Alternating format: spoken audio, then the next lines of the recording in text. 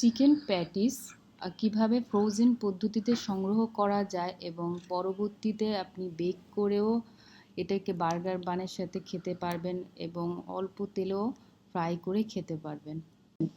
আমি এখানে নিয়ে নিব 370 গ্রামের মতন চিকেন কিমা,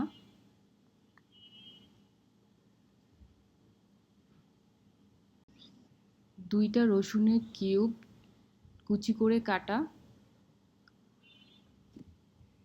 দিয়ে দিব 1 টেবিল স্পুনের মতন অনিয়ন, আমি এটাকে পানি ঝরিয়ে নিয়েছি, দিয়ে দিব পরিমাণ মতন সল্ট,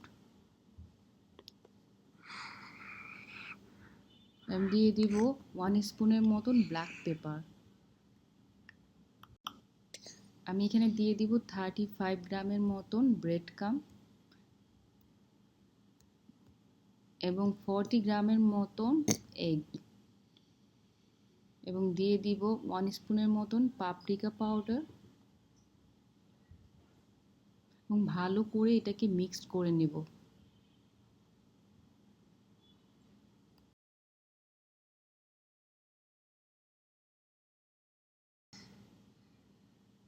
ভালো করে মিক্সড হয়ে গেলে আমি এটাকে হাফ অ্যান আওয়ারের জন্য রেস্টে রেখে দিব। আমি প্রত্যেকটা প্যাটির জন্য 50 গ্রাম করে চিকেন মেজার করে নেব, এতে করে প্রত্যেকটা চিকেন প্যাটিস সমান পরিমাণে হবে। আমি এখানে পলি দিয়ে দিব এবং কুকি কাটারের সাহায্যে আমি প্যাটিসগুলো শেপ করে নেব। আমি কুকি কাটার ইউজ করার আগে একটু অয়েল ব্রাশ করে নিয়েছি, এতে করে চিকেন প্যাটিসগুলো ইজিলি বের হয়ে আসবে।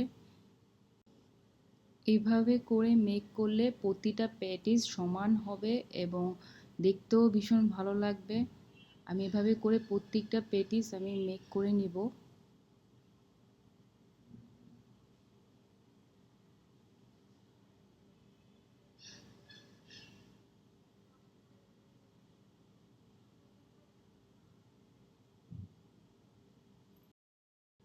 আমার প্রতিটা প্যাটিস মেক করা হয়েছে। আমি এখন এটাকে 30 মিনিটের জন্য রেস্টে রেখে দিব চিলারে, এতে করে কোটেড করতে অনেক বেশি ইজি হয়। আমি এখানে নিয়ে নেব হাফ কাপের মতন ফ্লাওয়ার এবং আমি প্রতিটা প্যাটিস এটাকে কোট করে নেব, ভালো করে চেপে চেপে কোট করে নেব।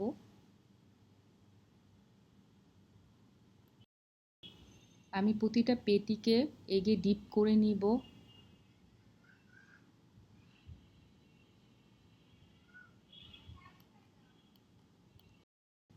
আমি এখন প্রতিটা প্যাটিকে ব্রেড ক্রাম্বে কোট করে নিব, ভালো করে চেপে চেপে আমি এটাকে কোট করে নেব।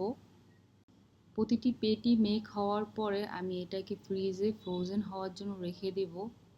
আমি পরবর্তীতে এটাকে আমি বেক করেও খেতে পারবো এবং অল্প তেলেও ফ্রাই করেও খেতে পারবো। ভিডিওটি ভালো লাগলে লাইক, কমেন্ট, শেয়ার করার অনুরোধ রইল। ধন্যবাদ।